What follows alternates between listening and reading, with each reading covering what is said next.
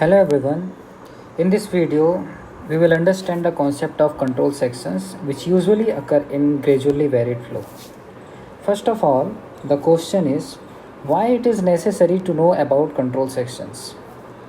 The answer is these sections provide a key to the identification of proper profile shapes in gradually varied flow. Now we come to the definition of control sections. Control sections are the sections in which a fixed relationship exists between the discharge and depth of flow. Means in these sections we can express the discharge in terms of depth of flow, or we can express the depth of flow in terms of discharge. A few typical control sections are indicated in these figures. Remember always the section is always a control section where the depth of flow is critical depth. For example, in rectangular channel, suppose at a particular section the depth of flow is critical depth, then the expression of critical depth is q square divided by g whole to the power 1 by 3, where small q is capital Q divided by B, means discharge per unit width. Means at that section we can express the depth of flow in terms of discharge. Means there is a fixed relation between the depth of flow and discharge. Clear? Means the section where critical depth is occurring is control section. One more thing is that the critical depth always occur where the flow profile changes from subcritical flow to supercritical flow, or supercritical flow to subcritical flow. Means the control section will always be there in transition from subcritical flow to supercritical, or supercritical flow to subcritical. Any GVF profile will have at least one control point. It is observed that in subcritical flow, the control point or control section always occur at the downstream end, and in the supercritical flow the control section occurs at the upstream end of the profile. Now look at this figure. This is a channel with a spillway.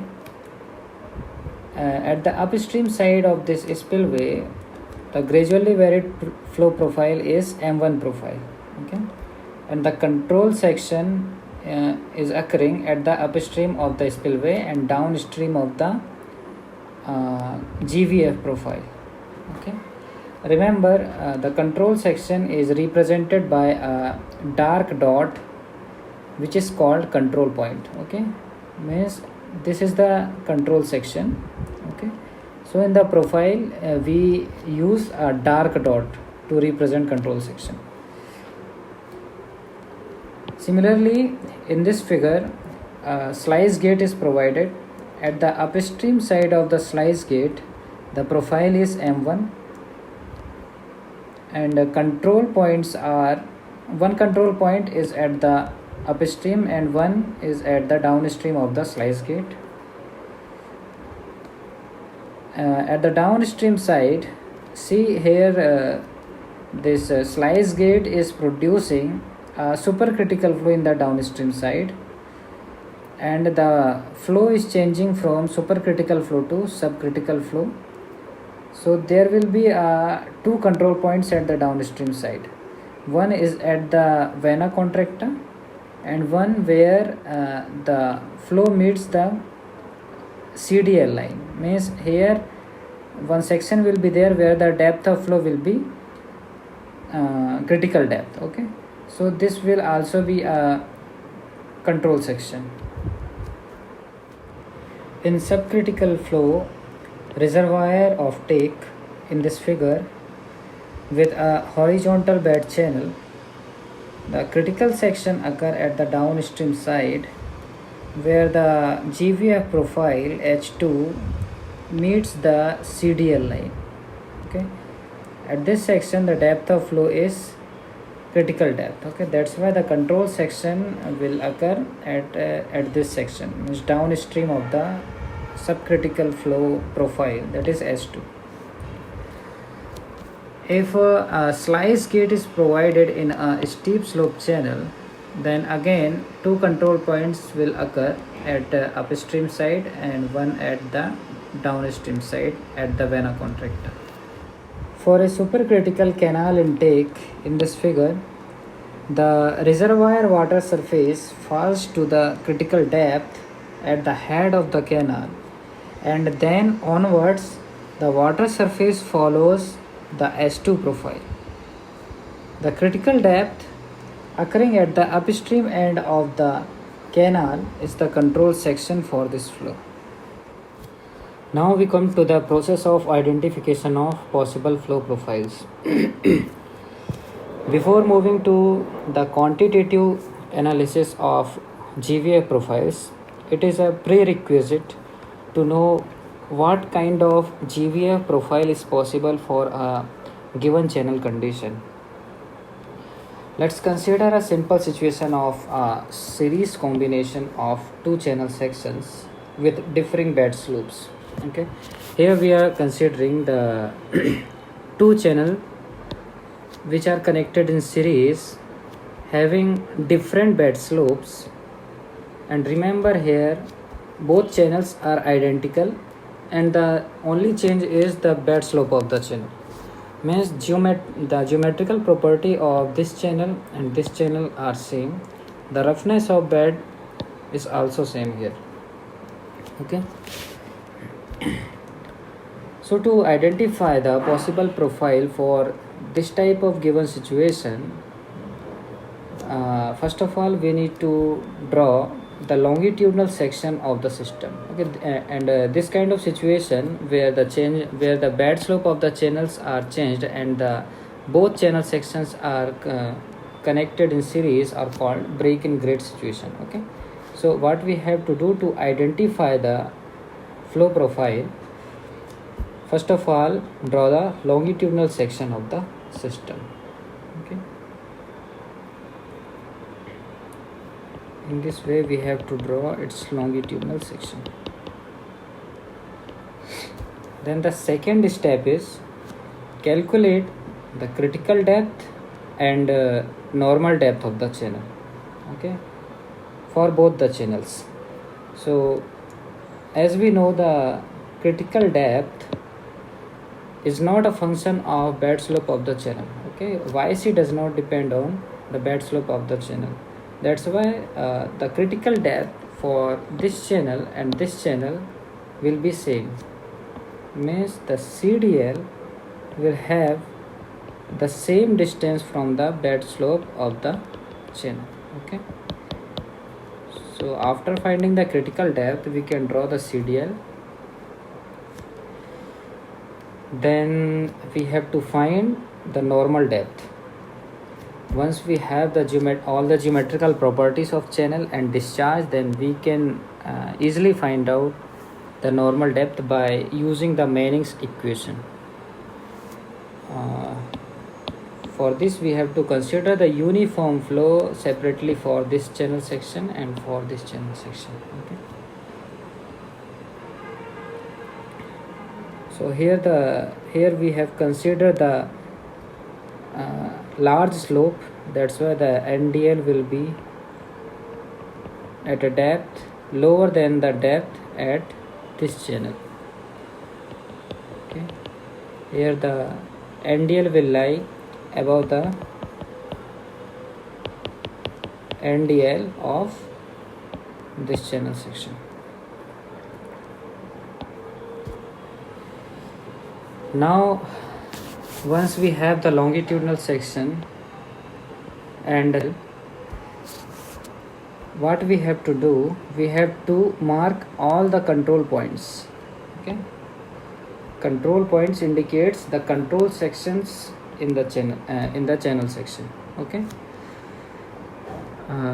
remember always for break in grade situation the control point lie always at a section where we change the slope of the channel. Okay, so this is the control point, so it will always lie at this section, because at this section we have the relation between the normal depth and discharge.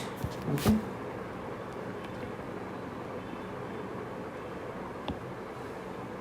So this will be a control point.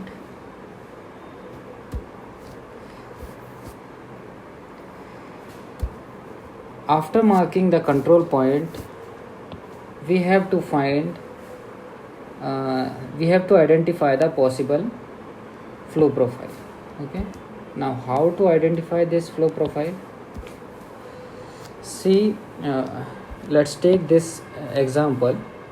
Here the channels are connected in series, and this channel having mild slope and this channel is having milder slope, means the bad slope of the channel is reduced. Clear? So initially the flow in this channel, in this mild slope channel, was uniform flow. Okay, but when this mild slope meets milder slope, the depth of flow should be increased. Okay, and we know when the depth of flow is greater than NDL and CDL, the depth of flow always increase and the profile meet the NDL tangentially. Okay, so the shape of profile will be like this. Okay, this water surface will meet this depth of flow. Okay, so the resulting GVF profile is named as M1 profile. Okay, this the shape of this profile will have concave upward direction. So it is easy to identify the possible GVF profile for this kind of given situation. Okay, in similar way, in this channel, the steep slope channel is meeting the steeper slope channel. Okay, means the slope of channel is increased. So initially in this channel, in this steep slope channel, the flow was uniform, and we know the CDL lie above the NDL in steep channels. So the flow was supercritical flow. Okay, and obviously the depth of flow will decrease when this flow meets the steeper channel. Okay, and when the depth of flow is less than CDL and more than NDL, then the depth of flow will decrease and the profile meet the NDL tangentially, and the resulting profile in this case is S2 profile. Okay, in this figure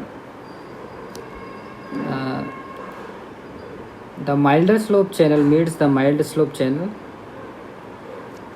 and in this case also the depth of flow will decrease, because in milder slope channel the depth of flow will be more than the depth of flow in mild slope. Initially the flow was uniform, and again it will meet the water surface in the milder slope channel. That's why we know that when the depth of flow is less than y0 and greater than yc, the depth of flow decreases, and again this profile meet the NDL tangentially. That's why the possible profile will having this shape, means convex upward, and this kind of a profile is named as M2 profile. Okay, because this profile is existing in region number 2. Now look at this figure. Here the steeper slope channel meet steep channel. The depth of flow will be less in steeper channel and the depth of flow will be more in steep channel. Okay, here the depth of flow is less than NDL and less than CDL also. That's why the depth of flow will increase. Okay, and the resulting profile will be S3.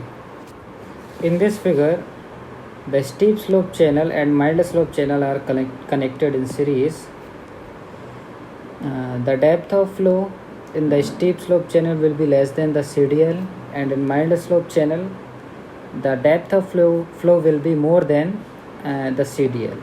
Means in the steep slope channel the flow will be supercritical, and in mild slope channel the flow will be subcritical flow.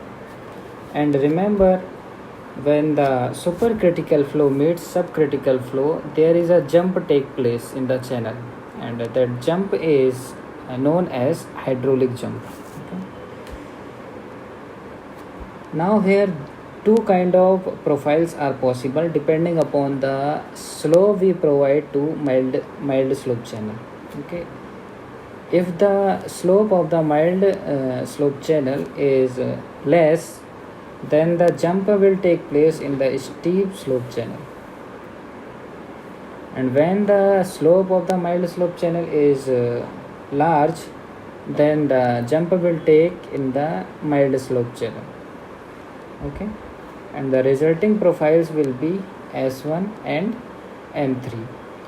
And to find the exact GVA profile in this given situation, we need to go for trial and error approach in quantitative analysis. Next is series combination of channel with mild slope and steep slope.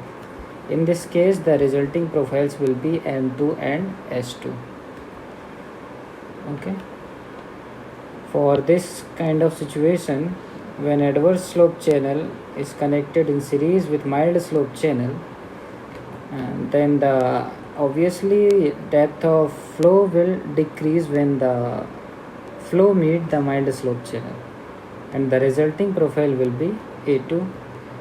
For this situation, when the horizontal slope channel is connected with a steep slope channel, then here S2 profile and S2 profiles are possible. Okay. This process of identification of GVA profile is helpful when we go for the quantitative analysis of gradually varied flow profiles. What is quantitative analysis? In this analysis, we have the exact depth of flow with respect to the distance along the direction of flow.